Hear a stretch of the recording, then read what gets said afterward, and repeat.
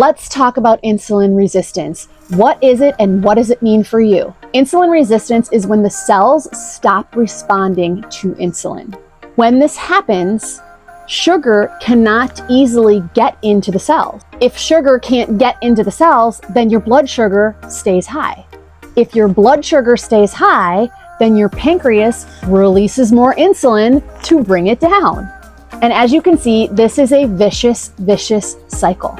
This will lead to weight gain, cravings, inflammation, and chronic illness. Let's talk about some of the chronic illnesses that are related to insulin. You're not going to believe this.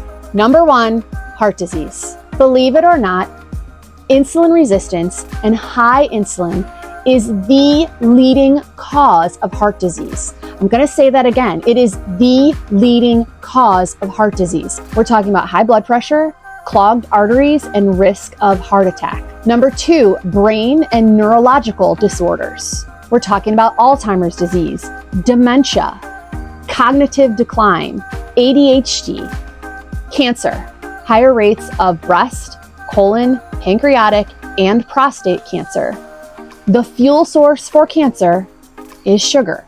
If you have elevated sugar that your body is not using, that means you have excess sugar to feed to cancer cells.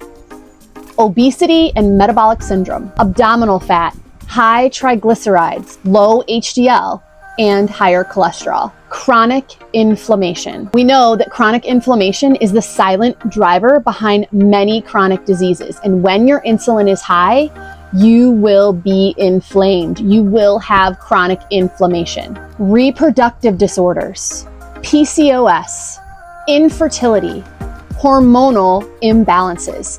All of these things come from insulin resistance.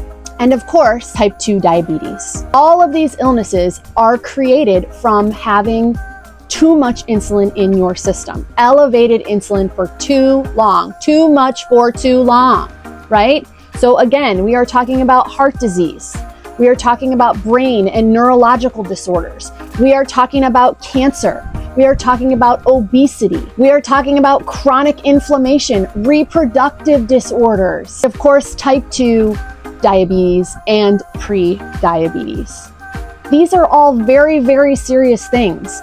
And we're doing all these things to try and help them. We're taking all this medication and doing all these things, and we're not addressing the root of the issue, which is insulin.